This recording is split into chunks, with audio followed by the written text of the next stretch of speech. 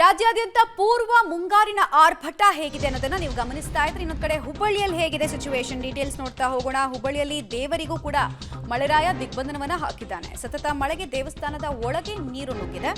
ವೀರಾಂಜನೇಯ ದೇವಾಲಯದ ಆವರಣಕ್ಕೆ ನೀರು ನುಗ್ಗಿದ ಪರಿಣಾಮ ದಿಗ್ಬಂಧನದ ಪರಿಸ್ಥಿತಿಯನ್ನ ದೇವಸ್ಥಾನ ಕೂಡ ಎದುರಿಸಬೇಕಾಗಿ ಬಂತು. ಹುಬ್ಬಳ್ಳಿಯಲ್ಲಿ ಸುರಿದ ಮಳೆಗೆ ನಾನಾ ಅವಾಂತರಗಳು, ಕೆಲವು ಕಡೆ ಮರ ದರಾಶಾಹಿ ಆಗಿರೋದು, ಕೆಲವು ಕಡೆ ವಿದ್ಯುತ್ ಕಂಬಗಳು ನೆಲ ಕಚ್ಚಿರೋದು ಪತ್ತೆ ಆಗ್ತಾ ಇದೆ. ಈಗ ದೇವಸ್ಥಾನದ ಒಳಗಿನ ವಿಜುವಲ್ ನೋಡ್ತಾ ಇದ್ದೀರಾ. ಆಲ್ಮೋಸ್ಟ್ ಗರ್ಭಗುಡಿ ಒಳಗೂ ಕೂಡ ನೀರು ನುಗ್ಗಿದೆ.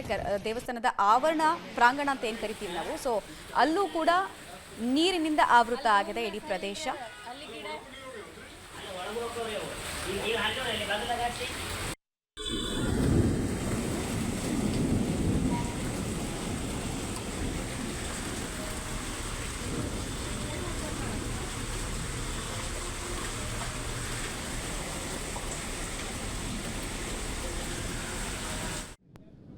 ಹುಬ್ಬಳ್ಳಿಯಲ್ಲಿ 1 ಗಂಟೆಗಳ ಕಾಲ ಅಧಿಕ ಸುರಿಯುವಂತಹ ಮಳೆರಾಯ ಭಾರೀ ಅನಾಹುತಗಳನ್ನು ಸೃಷ್ಟಿ ಮಾಡಿದ್ದಾನೆ. ನಾನೀಗ ವಿದ್ಯಾನಗರ ಪೊಲೀಸ್ ಠಾಣೆಯ ಪಕ್ಕದ ಬಡಾವಣೆಯಲ್ಲಿ ಇರುವಂಥದ್ದು. ಇಲ್ಲಿ ನೋಡ್ಬೋದು ಸಂಪೂರ್ಣವಾಗಿ ಬಡಾವಣೆ ಜಲಾವೃತಗೊಂಡಿರುವಂಥದ್ದು. ಯಾಕಂದರೆ ಒಂದು ಸ್ಮಾರ್ಟ್ ಸಿಟಿ ಕಾಮಗಾರಿಗಳು ನಡೀತಾವಂಥ ಹಿನ್ನೆಲೆಯಲ್ಲಿ ಸಹಜವಾಗಿ ತೆಗ್ಗು ಪ್ರದೇಶಗಳಿಗೆ ನೀರು ನುಗ್ಗಿದೆ. ಅದರಲ್ಲೂ ಕೂಡ ಚರಂಡಿ ವ್ಯವಸ್ಥೆ ಕೂಡ ಆಗಿಲ್ಲ. ಸೊ ಹುಬ್ಬಳ್ಳಿ ಮಹಾನಗರ ಪಾಲಿಕೆ ಇನ್ನೂ ಮಳೆಗಾಲಕ್ಕೆ ಸಜ್ಜಾಗಿರಲಿಲ್ಲ. ಸೊ ಈ ರೀತಿಯಾಗಿ ಬಂದಂಥ ಮಳೆ ಇವತ್ತು ಅನಾಹುತ ಸೃಷ್ಟಿ ಮಾಡಿದೆ ಅಂತ ಹೇಳ್ಬೋದು. ಕೆಲವೊಂದು ಮನೆಗಳಿಗೆ ನೀರು ಸಹ ನುಗ್ಗಿದೆ. ಮತ್ತೊಂದು ಕಡೆ ಇನ್ನು ಅಪಾರ್ಟ್ಮೆಂಟ್ಗಳ ಒಂದು ಪಾರ್ಕಿಂಗ್ಗಳಲ್ಲಿ ನೀರು ನುಗ್ಗಿ ಇಲ್ಲಿ ನಿವಾಸಿಗಳು ಹೊರಗೆ ಬರುವಂಥ ಪರಿಸ್ಥಿತಿ ದೃಶ್ಯಾವಳಿಯಲ್ಲಿ ನೀವು ನೋಡ್ಬೋದು. ಅಪಾರ್ಟ್ಮೆಂಟ್ಗಳಲ್ಲಿರುವಂತಹ ಒಂದು ನಿವಾಸಿಗಳು ಹೊರಗಡೆ ಬರ್ತಾ ಇದ್ದಾರೆ, ಇನ್ನು ಒಳಗಿರುವವರು ಒಳಗೆ ಇರುವಂಥದ್ದು. ಯಾಕಂದರೆ ಕೆಳಗೆ ಬರಲು ಅವರಿಗೆ ಪಾರ್ಕಿಂಗ್ ವ್ಯವಸ್ಥೆ ಇಲ್ಲ. ಈ ಸಮಯದಲ್ಲಿ ಲಿಫ್ಟ್ ಕೂಡ ವರ್ಕ್ ಆಗೋದಿಲ್ಲ.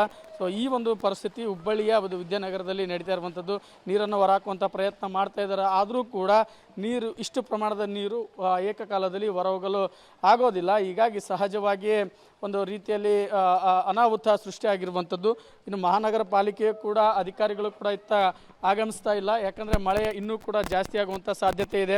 ಇನ್ನು ಚರಂಡಿ ವ್ಯವಸ್ಥೆ ಕೂಡ ಅಪೂರ್ಣವಾಗಿದೆ. ಚರಂಡಿಯಲ್ಲಿ ತುಂಬಿಕೊಂಡಿರುವಂಥ ಮಣ್ಣಾಗಿರ್ಬೋದು, ಕಸ ಇನ್ನೂ ಕೂಡ ಏನು ತೆಗೆದೇ ಇಲ್ಲ. ಸೊ ಈ ಒಂದು ಕಾರಣದಿಂದ ಹುಬ್ಬಳ್ಳಿಯಲ್ಲಿ ಮಳೆ ಸಾಕಷ್ಟು ಅವಾಂತರಗಳನ್ನು ಸೃಷ್ಟಿ ಮಾಡ್ತಾ ಇದೆ. ಕ್ಯಾಮ್ರಾಮನ್ ನಾರಾಯಣಗೌಡ ಜೊತೆ ಸುನಿಲ್ ಪಾಟೀಲ್, ಪಬ್ಲಿಕ್ ಟಿವಿ, ಹುಬ್ಬಳ್ಳಿ.